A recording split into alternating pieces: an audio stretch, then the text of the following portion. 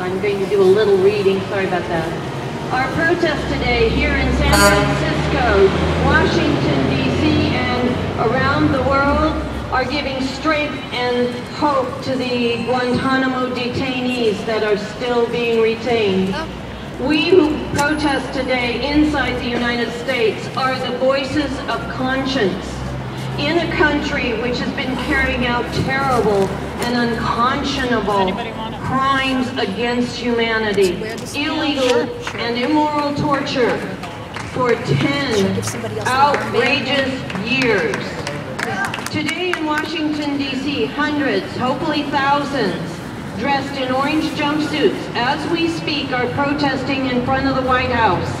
Among them are Deborah Sweet, the director of World Can't Wait, and flying in from all the way from London is Guantanamo expert Andy Worthington. He's the author of the Guantanamo Files, the stories of 774 detainees in America's illegal prison.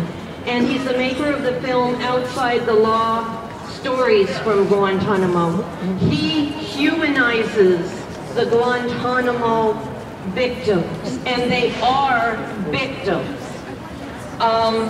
From Andy Worthington's report yesterday and reports today, prisoners at Guantanamo have embarked on a peaceful protest, invoking sit-ins and hunger strikes to protest about their continued detention and the continued existence of the Guantanamo Bay torture facility. They specifically organized this in advance.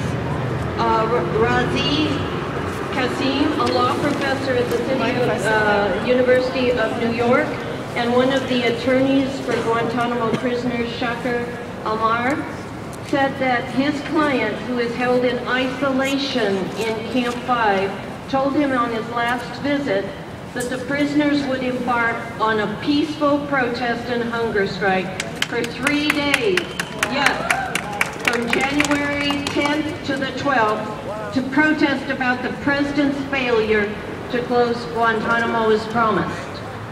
He explained that the men intended to inform the officer in charge ahead of the protest to let the authorities know why there would be protests, and added that the prisoners are encouraged by the expression of solidarity, our solidarity, our solidarity, our support of the prisoners. From U.S. citizens planning the protests on January 11th, the 10th anniversary of the opening of the prison.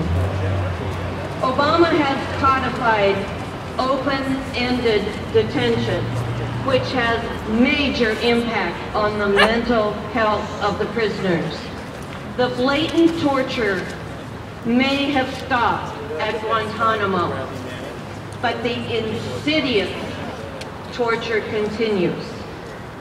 I want to announce a couple of upcoming events. We had some flyers put out. I don't see the person who has the flyers, but we've got 2 important events coming up this Friday. Andy Worthington, who flew in all the way from London to be in New York today, is flying into San Francisco to be available on Friday. There's going to be a discussion, 10 years of Guantanamo, a discussion with Andy Worthington and Jason Leopold this Friday at 12 to noon at UC Hastings College of Law, which is just up the street from here at 198 McAllister Street.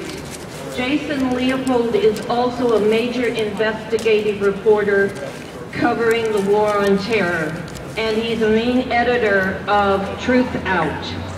So it's going to be a really interesting, lively discussion about the prisoners themselves, how they are real people, and they deserve our help like we're giving it today. The other event is a dinner reception and fundraiser at the Cypress Restaurant in Berkeley at 6 p.m. this Friday to raise funds to cover Andy's expenses. So if anyone is interested in a dinner reception, contact me or this torture victim over here for additional details about that event. It should be very interesting. It will be close and personal. And lastly, Cynthia mentioned it. I too want to mention World Can't Wait will be involved with the criminal John Yoo. We have been protesting with Code Pink John Yoo's continued employment at the law school. I too want to reiterate Thursday, January 17th, we're going to have a press conference at 11 o'clock at the First Berkeley UC campus. So this is something I kind of added at the last minute. Cynthia's going to call for a moment of silence for the torture victims. I too would like to call for a moment of silence for the torture victims at Guantanamo and around the world.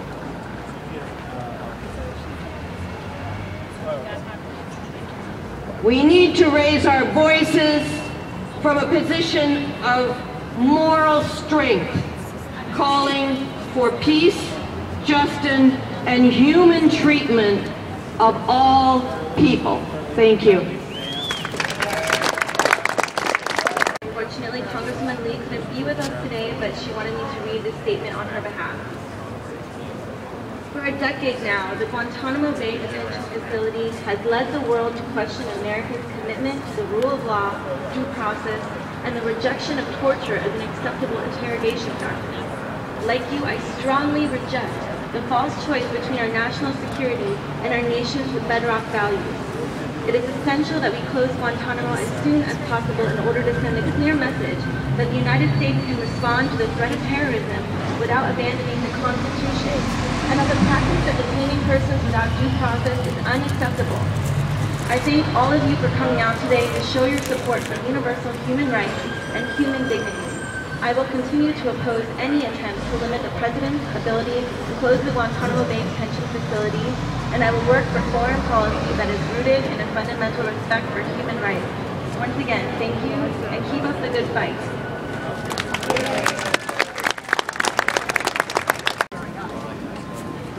Hey, good day.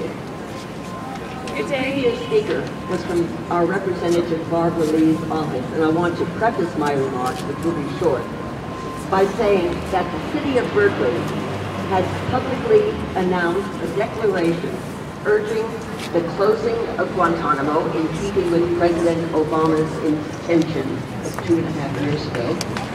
And Barbara Lee's letter was instrumental in ensuring that the Berkeley City Council passed a resolution urging the closure and urging justice for the cleared detainees in Guantanamo.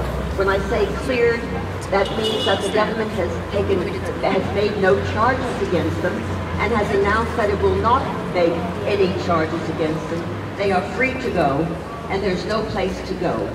Some of them, some 10 of them, as agreed by the Department of State, were taken captive when they were underage, that is, under the age of 18. Some of them who have been there for 10 years are subject to indefinite detention. And in this country, the whole issue of young people being subject to lifelong imprisonment is a very hot one. So I want again to thank Congresswoman Barbara Lee and thank Lauren Riggs for having announced that. We had also support on this resolution from the Amnesty International Board of Directors and from the Dominican School of Philosophy and Theology in Berkeley. With those persuasive letters, the City of Berkeley has adopted and has announced its adoption of this declaration to close Guantanamo and to ensure justice is finally meted out to the cleared detainees. Now, I've passed around a one-sheet flyer which tells you how to find the resolution in Berkeley and go to your city council or your local community center and see that you can get an issuance of a similar declaration There is, it's a mom and apple pie kind of declaration, asks for all the things that the government has acknowledged that it should be doing. So we're coming up behind them with strong support, and if you would take heed of this, which says, use the Berkeley resolution, copy it off the website, take it and adapt it to your city or local government, and have them issue a statement similar to the Berkeley statement, urging closing Guantanamo and justice for the detainees, the cleared detainees. If you would do that, we can amass quite a showing across the country. We're doing this nationally. They're doing it today in Washington, D.C. They're passing this out as well. All of the organizations there. We hope to have a nationwide show of strength on changing the immorality of what has been done, as well as, very importantly, the illegality of it. Thank you all for taking action.